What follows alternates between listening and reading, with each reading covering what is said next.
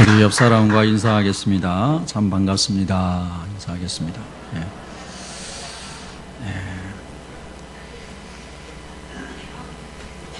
우리가 살고 있는 지구는 비행기가 날아가는 100배의 속도로 태양의 주위를 도는 공전을 하고 있습니다.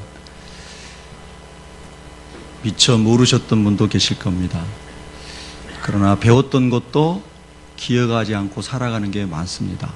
여러분, 비행기가 날아가는 속도의 100배로 지금 지구가 태양을 돌고 있다는 것입니다. 상상이나 되십니까? 그런데 여러분, 아무도 어지럽지 않으시죠? 집이 흔들리지도 않고요. 세상은, 우주 만물은 하나님이 창조하셨고 하나님이 운행하고 계시고 하나님이 주장하고 계신다는 것을 다시 한번 기억할 수 있게 되기를 바랍니다. 오늘 우리가 여기에 앉아 있는 것이 기적이고요. 하나님의 은혜인 것이죠. 또 하나의 기적은 지구상에 70억 명이나 되는 많은 사람들 중에서 여러분이 예수 믿은 게 기적입니다. 지난 주간에도 주님 알지 못한 사람에게 성경 말씀을 펼쳐놓고 복음을 설명하고 그리고 영접 기도를 하고 이렇게 했지만 받아들이지 않는 경우를 또 경험을 했습니다.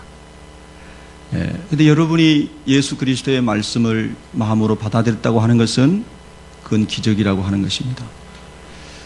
어떻게 내가 예수님을 믿을 수 있게 되었을까? 어떻게 내 친구도 안 믿어지는 천국이 나는 믿어질까? 2000년에 죽으신 예수님이 나와 무슨 상관이 있느냐고 말하는 수많은 사람들 속에서 나는 왜 그것이 나하고 상관이 있다고 믿어지는 것일까? 그것이 기적이라는 것입니다. 여러분과 저는 다 같이 우리의 본향인 천국을 향해서 가는 순례자입니다.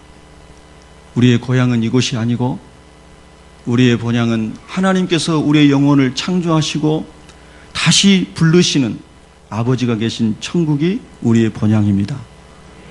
그러나 모든 인생이 하나님께로부터 이곳에 왔지만 모든 인생이 하나님께로 돌아가는 것은 아닙니다. 하나님이 죄 없는 상태로 사람을 창조하셨지만 사람이 죄를 범함으로 스스로 하나님을 떠나게 되었고 하나님 죄 없으신 하나님 죄가 없는 사람만 가는 천국에 갈 수 있는 것도 죄가 없는 사람만 갑니다. 그러나 모든 인생은 다 죄인이기 때문에 하나님께로 다 돌아갈 수가 없습니다. 예수님이 저와 여러분의 죄와 허물, 지난 주간에도 여러분 얼마나 수많은 죄를 짓고 사셨는지요. 생각과 마음으로, 불순종함으로, 불신앙으로 많은 죄를 짓고 삽니다. 그 죄값으로 주고 마땅한 저와 여러분을 예수님이 저와 여러분의 죄를 다 담당하고 죽으심으로 우리가 죄가 용서되어서 우리가 잘나서가 아니고 우리가 똑똑해서가 아니고 우리가 교회 헌신을 많이 해서가 아니고 순전히 예수님의 보혈의 능력으로 우리가 죄를 씻음 받았기 때문에 하나님의 나라에 가게 되는 줄로 믿습니다. 그런데 그것이 믿어지는 게 기적이라는 것입니다. 다른 사람들에 가가지고 여러분이 그렇게 얘기해 보십시오. 누구나 아멘하고 받아들이십니까? 그런 은혜가 어디 있냐고 눈물 흘리십니까? 여러분, 근데 여러분에게 그게 믿어졌어요? 그게 은혜요, 기적인 것입니다. 이보다 더 큰 은혜가 어디 있고 더 큰 기적이 어디 있고 더 큰 축복이 어디 있습니까? 저는 어젯밤에도 자기 전에 기도하면서 하나님, 제가 한 주간을 돌아보면 지은 것이 죄뿐인데 예수님의 은혜로 구원받았다는 것이 너무나 감사합니다. 오늘 밤 내가 죽어도 천국에 갈 수 있다는 것이 기적 같은 주님의 선물입니다. 얼마나 감사한지 모르겠습니다. 하나님 감사합니다. 그런 마음이 자꾸 밀려오는 거예요. 여러분도 그렇게 사신 줄로 믿습니다. 여러분, 오늘 성경에 나오는 이 사람은 아브라함이라는 사람입니다. 원래 이 사람은 아브람이었죠. 이 사람의 아버지는 데라입니다. 데라는 갈대아 우르라고 하는 지금의 페르시아만 끄트머리 쪽에 살던 사람이었습니다. 이 데라는 아브람을 낳았고 나홀을 낳았고 하란을 낳았고 삼남을 낳았습니다. 근데 하란이라고 하는 셋째 아들은 갈대아 우르에서 아버지보다 먼저 죽었습니다. 참 불행한 일이죠. 자식이 먼저 죽는 것은 얼마나 안타까운 일입니까? 그리고 하란이 죽으면서 자기 씨를 남긴 게 롯입니다. 그래서 큰형이 되었던 아브라함이 자기 동생의 아들을 그냥 둘 수가 없어서 마치 자기 아들처럼 생각하고 돌봐주고 이랬습니다. 그런데 어느 날 이제 데라가 야 우리 이사를 가자. 그래서 북쪽으로 수백 킬로 떨어진 하란이라는 곳으로 그 셋째 아들 이름하고 지명하고 똑같아요. 그 하란이라는 곳으로 이사를 가게 됐습니다. 근데 그 하란이라는 곳은 그 당시에 아주 무역이 성행하고 참 사람들이 살기 좋은 성읍이 잘 갖추어진 그런 도시였습니다. 그러니까 거기서 살다 보니까 참 아주 좋아서 원래는 가나안까지 가려고 했는데 가지 않고 거기서 머무르다가 215살에 데라가 죽습니다. 그래 아버지도 죽고 그리고 이제 조카하고 아내하고 이민 생활하듯이 살고 있던 아브라함에게 오늘 하나님이 딱 찾아오십니다. 그게 창세기 12장의 소명의 부르심입니다. 오늘 하나님이 찾아오셔가지고 아브라함아 너는 본토 친척 아버지 집을 떠나서 내가 너에게 지시할 땅으로 가라. 그렇게 말씀하십니다. 여러분 이것이 하나님이 아브람이라고 하는 사람을 소위 말하여 선택하는 과정입니다. 여러분 그 당시에 아브람이라는 사람 말고도 수많은 사람들이 살았는데 왜 하나님은 아브람을 선택하셨을까요? 우리는 흔히 그걸 신학적으로 그건 하나님의 주권이다 이렇게 설명을 합니다. 하나님은 창조주이시고 하나님은 모든 것을 다스리는 분이고 하나님은 만물의 주인이시기 때문에 하나님이 아브람을 선택하시는 것은 하나님의 주권이고 하나님의 하나님 되심의 권리라고 하는 것입니다. 우리 인생이 거기에 대해서 누구도 왜 나는 안 뽑아줬냐고 말할 수 없다는 것이죠. 그런데 그것을 우리가 인간의 입장에서 보면 뭐라고 설명하냐면 그건 하나님의 절대적 은총입니다. 이렇게 고백을 하는 겁니다. 그 많은 사람들 중에서 하나님이 아브라함을 선택하신 것은 아브라함의 입장에서 볼 때 하나님 절대적 은혜입니다. 이렇게 고백한다는 것입니다. 조금 전에 말씀드린 것처럼 70억이나 되는 수많은 사람들 속에서 저와 여러분이 예수님 믿게 된 것이 우리 입장에서 보면 하나님의 절대적 은총입니다. 이렇게 고백한다는 것입니다.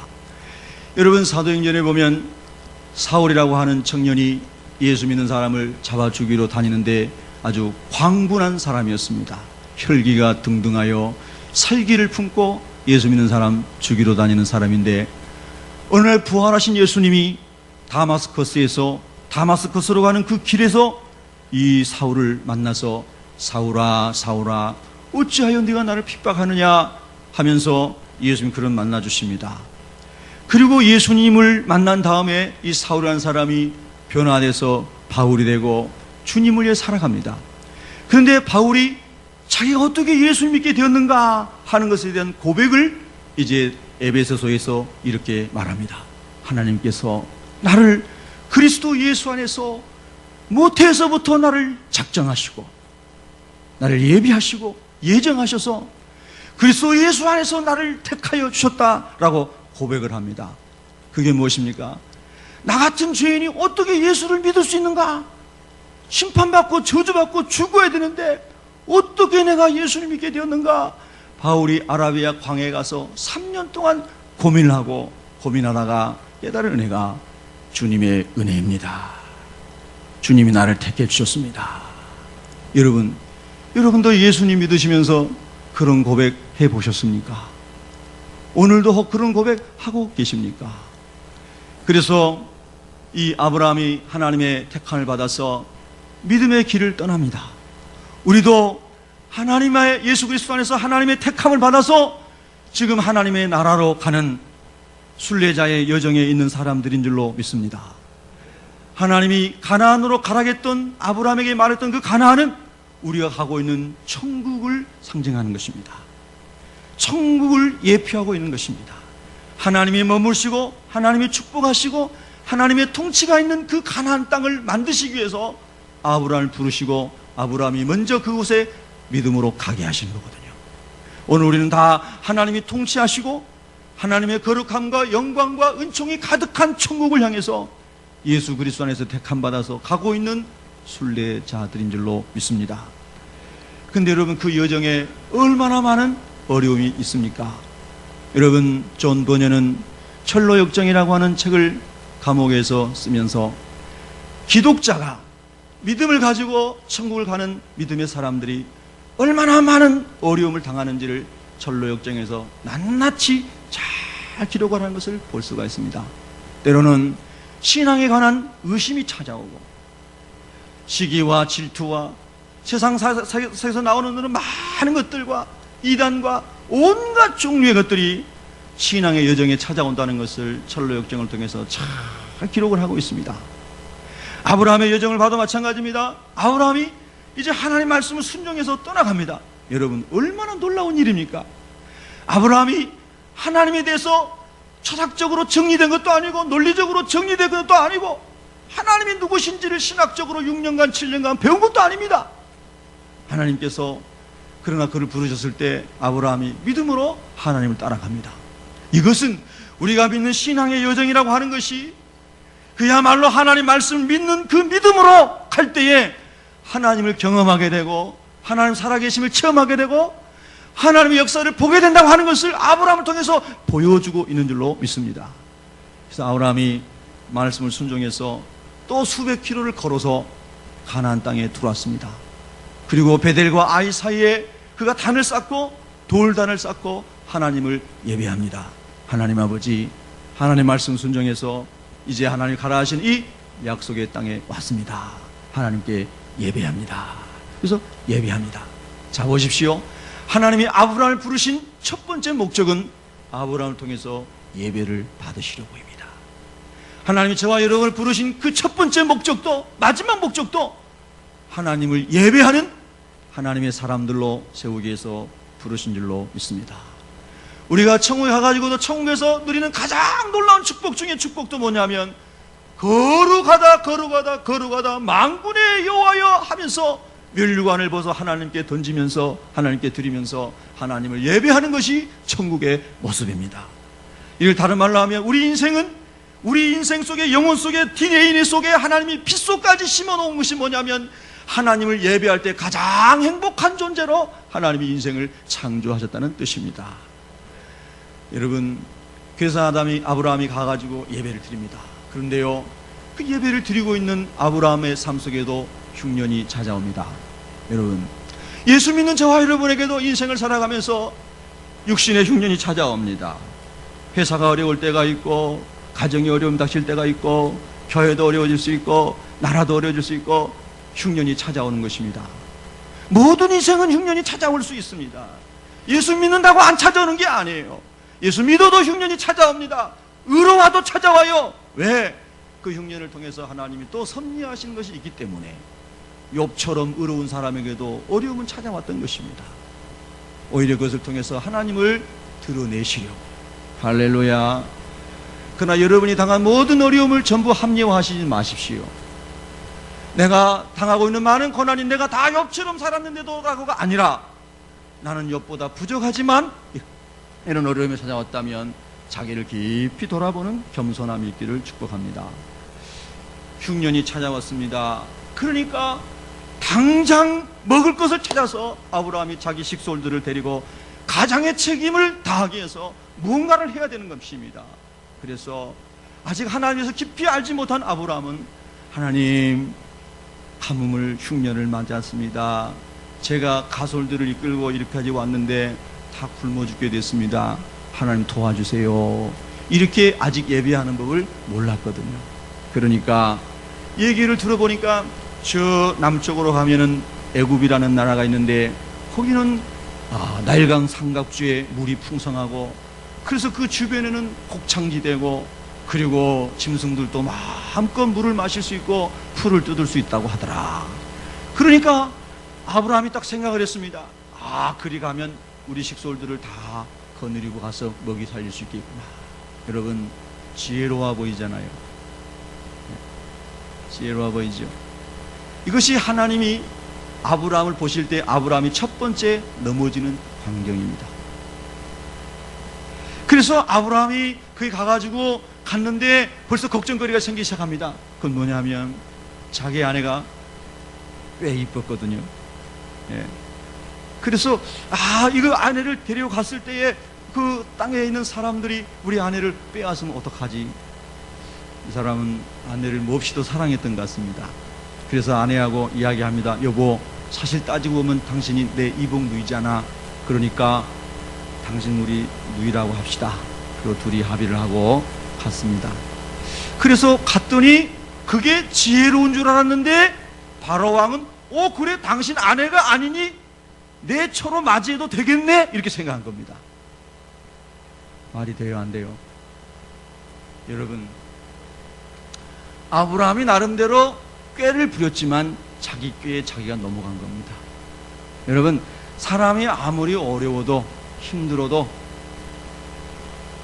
정도를 가야 하나님의 은혜가 있습니다. 아멘. 이런 거짓말쯤은 하얀 거짓말이야. 하얀 거짓말은 없습니다. 거짓말은 다 까맣습니다. 예. 아브라함이 그렇게 생각을 하고 했는데, 그리고 자기가 그게 똑똑한 줄 아는데 오히려 그것으로 큰 어려움을 당합니다. 근데 여러분, 하나님은 사랑이십니다. 하나님은 사랑이십니다. 그래서 하나님이 택하신 사람을 보호해 주십니다. 그 사람이 잘나서 보호해 준 게 아니고 하나님이 택하셨기 때문에 보호해 주십니다. 우리가 잘났기 때문에 하나님이 도와주는 게 아니고 독생자 예수님을 저와 여러분을 위해서 주셨기 때문에 끝까지 우리를 보호하시고 사랑해 주시는 분이 하나님이십니다. 그래서 하나님께서 바로 왕에게 꿈을 꾸게 합니다. 바로야, 너 지금 나쁜 짓거리 하고 있다. 하나님, 나 그런 적 없는데요. 나는 그가 아내인 줄 몰랐는데요. 자기 누이라고 그랬지 않습니까? 그리고 아직 제가 그 사람과 상관하지도 않았습니다. 그러나 죄진 게 없습니다. 그래, 너가 아직 그 사람과 상관하지 않은 걸 알기 때문에 죄 못 짓게 하려고 미리 내가 알려주는 거야. 빨리 돌려보내라. 은혜의 하나님이십니다. 할렐루야. 아브라함은 실수했지만, 아브라함은 비겁했지만, 아브라함은 거짓말 쳤지만 하나님이 택한 사람이기 때문에 하나님이 보호해 주십니다. 우리는 그것을 은혜라고 얘기합니다. 여러분, 지금까지 살아온 인생이 다 여러분이 똑똑하고 잘나서 오셨습니까? 네. 오히려 똑똑한 것 때문에 인생 거꾸로 돌고 광야로 돌고 헤맸던 적 없으셨습니까? 그럼에도 불구하고 하나님 오늘 여기 저와 여러분을 은혜의 자리로 인도해 주셨습니다. 그런데 참 놀라운 것은 아브라함이 다시 가나안으로 올라오는데 공짜로 올라오는 게 아니라 하나님이 바로 왕의 마음에 그냥 너 보내지 말고 금은 폐물을 왕창 줘서 보내라. 그래서 바로 왕이 금은 폐물을 아브라함과 아브라함의 아내에게 줘가지고 돌아가게 한다는 겁니다. 세상에 이런 하나님이 어디 있습니까?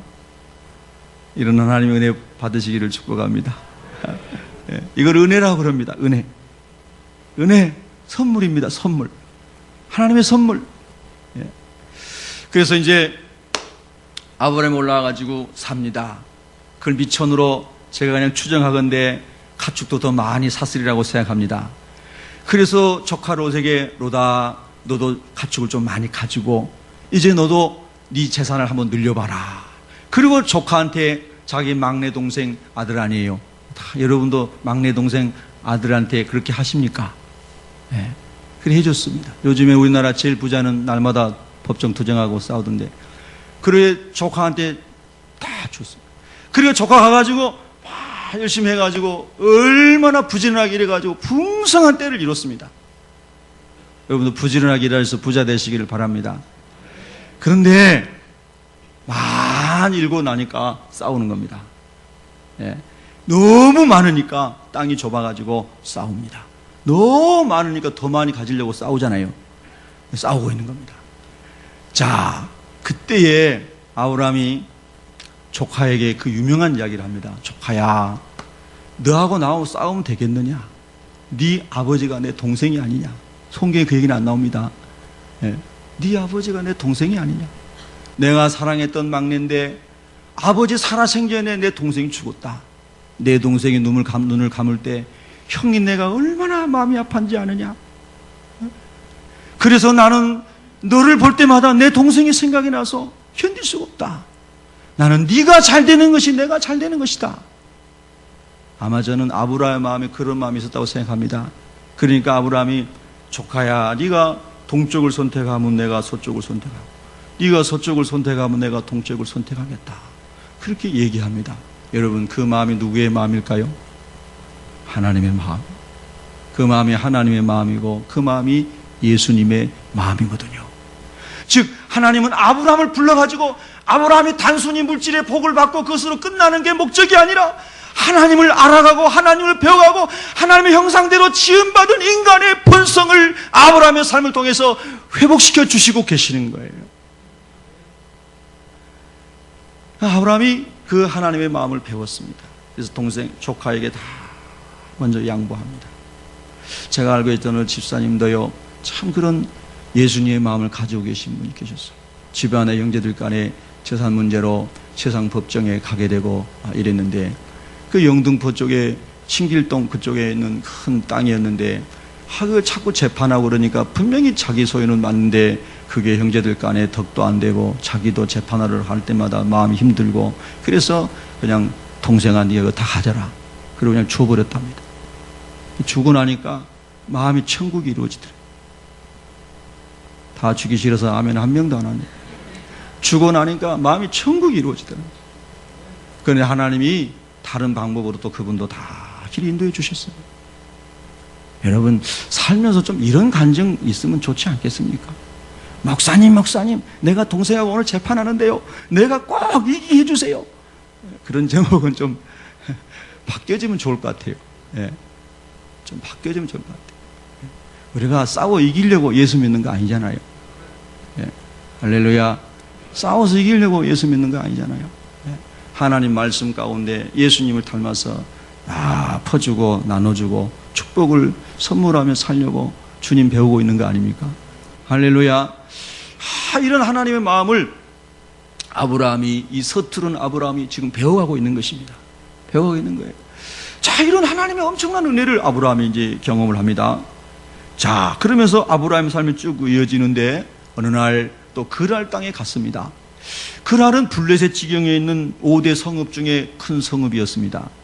근데 거기 아비멜렉이라고 하는 사람이 뭐 왕이지만 부족 지파장이다 생각하면 되겠죠. 족장 정도다 이렇게 생각하면 됩니다. 그 사람이 거기를 다스리고 있는 족장 정도 되는 왕이라 불려지는 사람인데, 이 사람 그 지위를 받고 있는 사람들이 아브라함의 종들이 파놓은 우물을 다 빼앗고 이리 참 어려움을 겪습니다. 그래서 이제 아브라함이 이제 참 힘들었죠.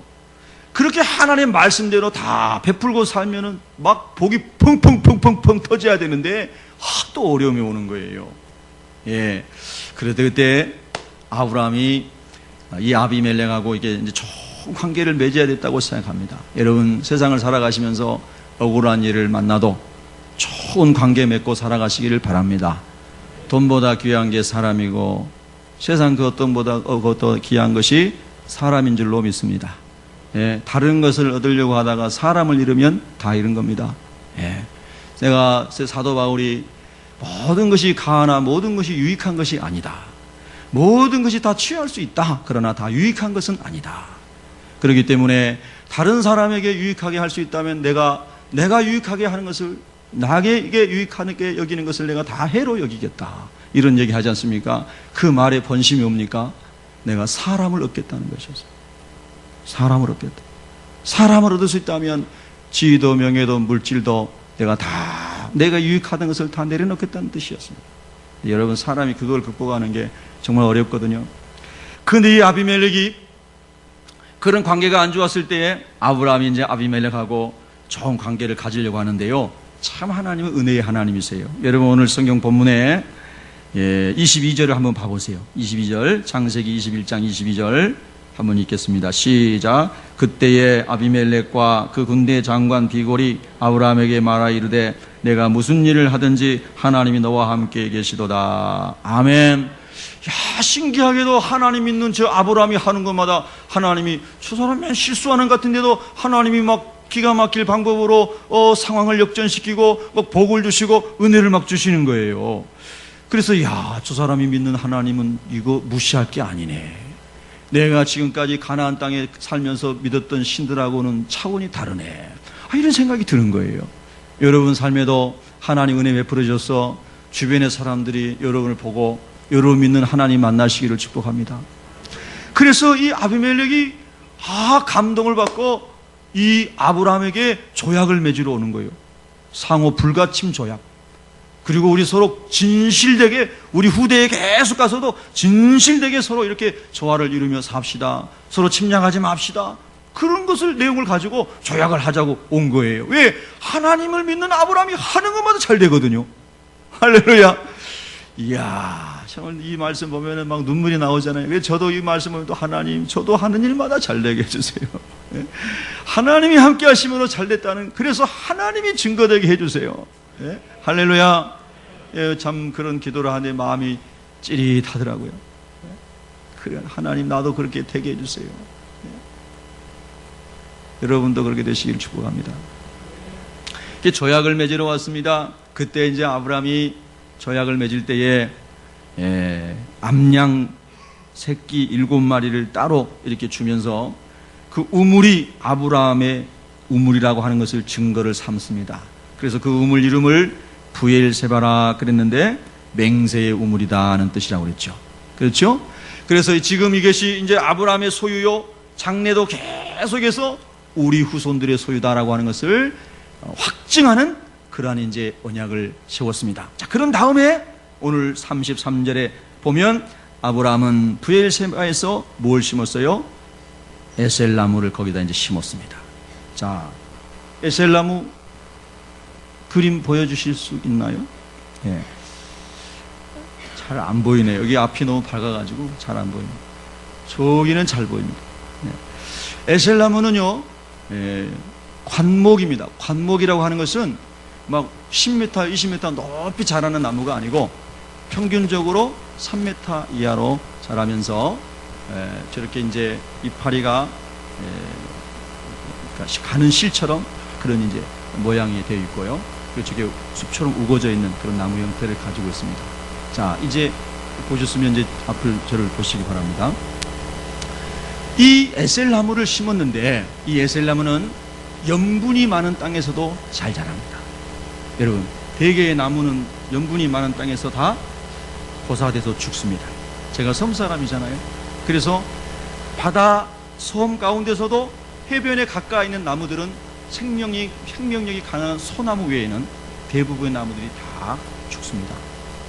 소나무도 웬만한 나무는 다 죽고요. 해풍에 강한 소나무들이 살아남습니다.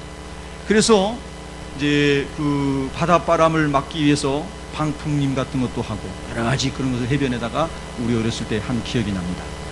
근데 그 이스라엘의 광야에는 그 홍해나 그 주변의 페르시아만이나 이런 바다에서부터 염분기가 항상 있는 지역이거든요. 바닷바람이 밀려와서 바닷바람에 짠물이 실려와서 떨어지기도 하고, 그 다음에 그 속으로도 마찬가지로 바다 짠물이 들어오기도 하고 그런 곳이거든요.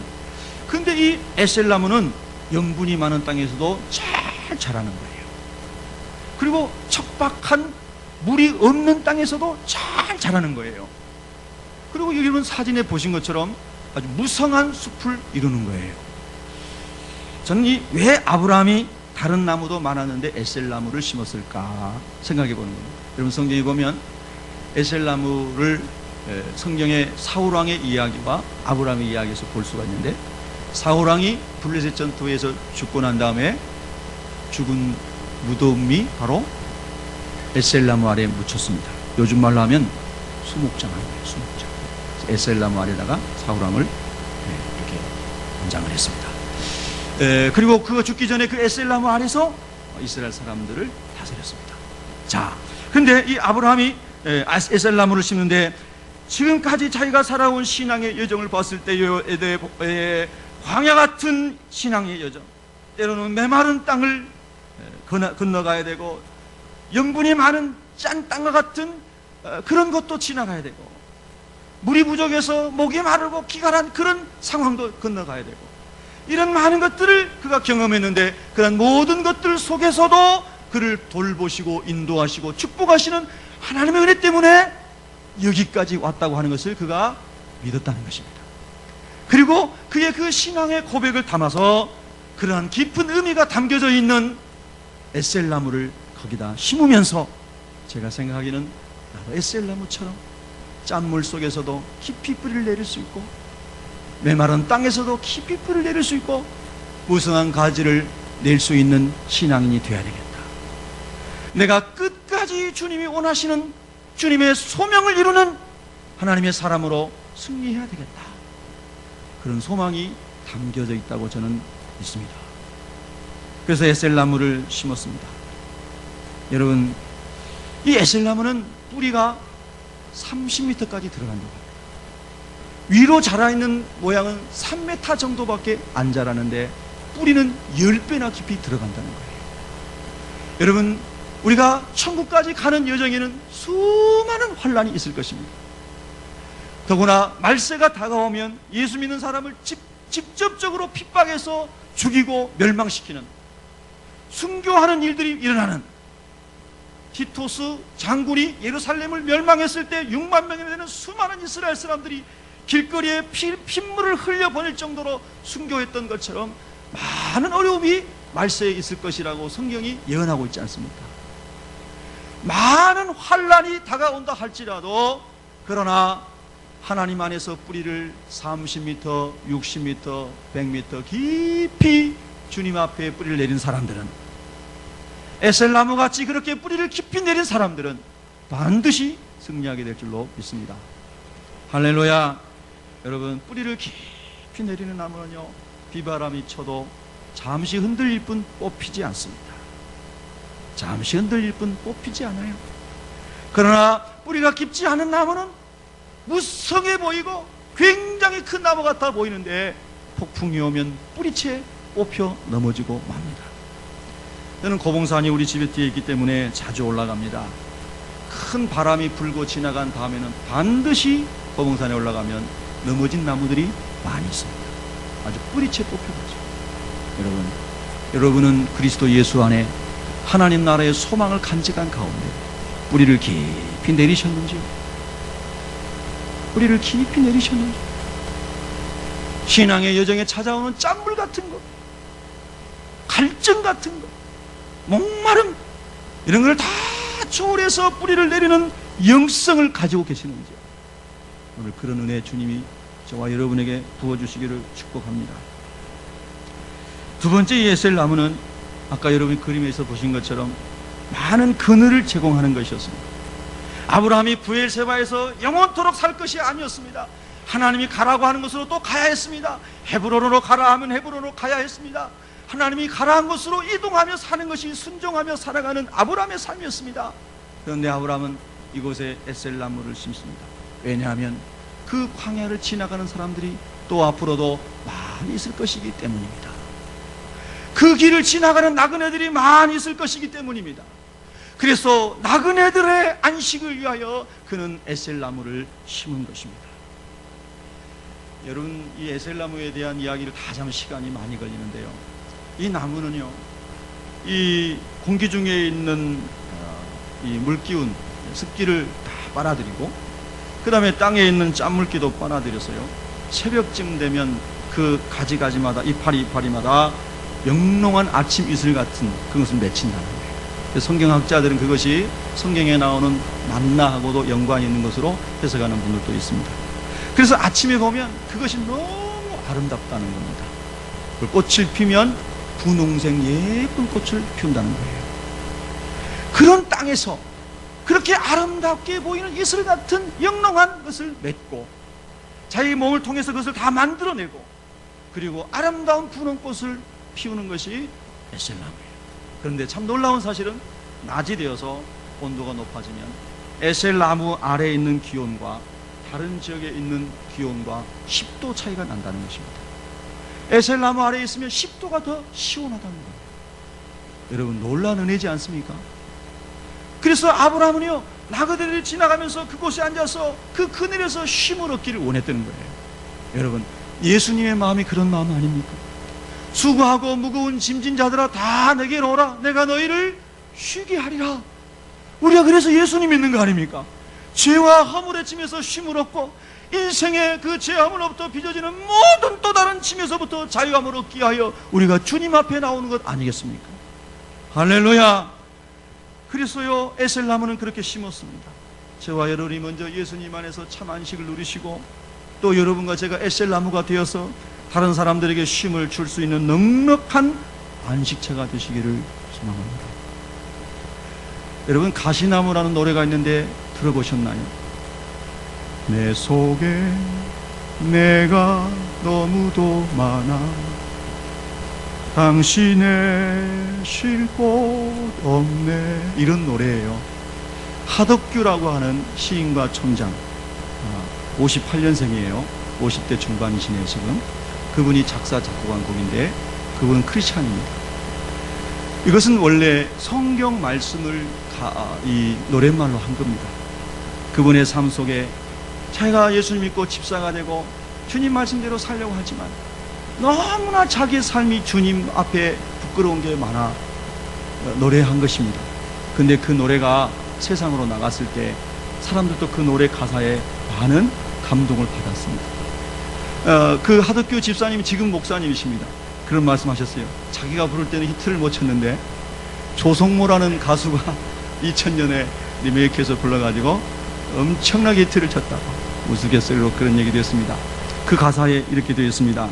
내 속엔 내가 너무도 많아 당신의 쉴 곳 없네. 내 속에 헛된 바램들로 당신의 편할 곳 없네.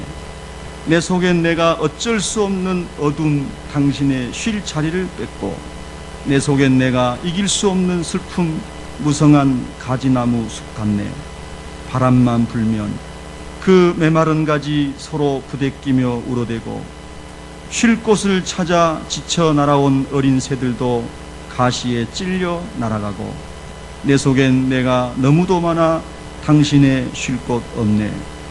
바람만 불면 그 메마른 가지 서로 부대끼며 울어대고 바람만 불면 외롭고 또 괴로워 슬픈 노래를 부르던 날이 많았는데 쉴 곳을 찾아 지쳐 날아온 어린 새들도 가시에 찔려 날아가고 계속해서 반복되는 이 가사말 속에서 그는 예수님처럼 살고 싶었던 그의 마음을 노래한 것입니다. 근데 제가 그 하덕규 목사님을 이렇게 이제 인터넷을 통해서 요즘에는 뭐 다 검색할 수 있잖아요. 검색하고 또 이렇게 노래도 들어보고 이제 인상이 참 좋아요. 너무 인상이 좋고 인상이 편안하고 부드럽고 참 겸손해 보이시더라고요. 근데 그분이 젊은 날에 고백한 신앙 고백적인 노랫말이에요. 내 속에 주님을 모셨지만 여전히 내 속에 이런 게 너무 많구나. 바람만 불면 내가 내 마음에 다 들 때는 그런 걸 몰랐는데 바람이 뭐예요? 내 마음을 흔들리게 하고 내 생각도 좀 다르고 이런 바람만 불면 메마른 가지 서로 막 부대끼고 가시가 찌르고 상처를 내고 쉴 곳을 찾아 지쳐서 날아온 어린 새들, 그냥 새가 아니고 어린 새들도 가시에 찔려 날아가고 이런 아픔을 노래했습니다.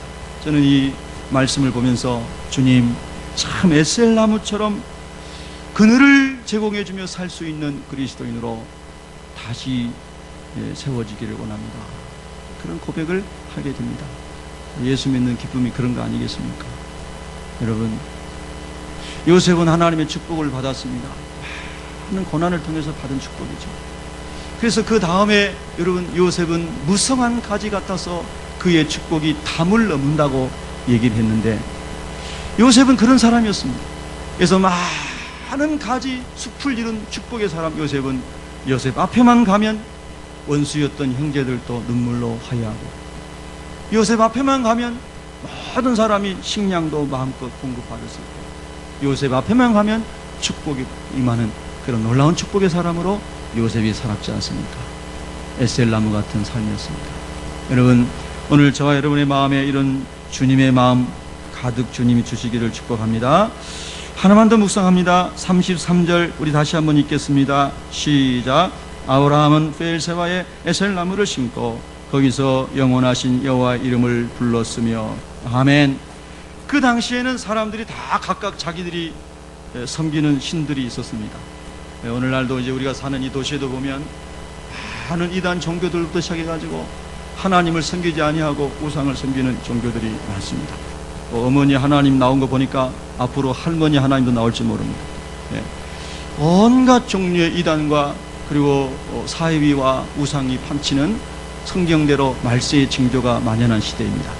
그럴 때 우리는 예수님만이 그리스도이시고, 예수님만이 우리의 주님이시고, 성경만이 유일한 하나님의 진리이시고, 할렐루야, 하나님만이 우리의 창조주 되시고, 성경이 가르치는 가장 기본적인 진리를 잘 붙잡고, 그리고 그 말씀을 누리고 그 말씀을 증거하며 살아가는 것이 믿음을 지키고 승리하는 비결입니다. 그래서 이 에셀나무 밑에서 아브라함이 지나가는 나그네들 거기 가서 쉼을 얻을 때에 거기서 아브라함이 늘 그 얘기를 하는 겁니다. 여러분 어떤 신을 섬겨요? 네, 저는 저쪽 갈대아에서 왔는데요, 우리는 이런 신을 섬깁니다. 네, 저는 저 시리아에서 왔는데요, 거기는 이런 신을 섬깁니다. 저런 신을 섬깁니다. 얘기할 때 아브라함은 여기서 간증을 하는 겁니다.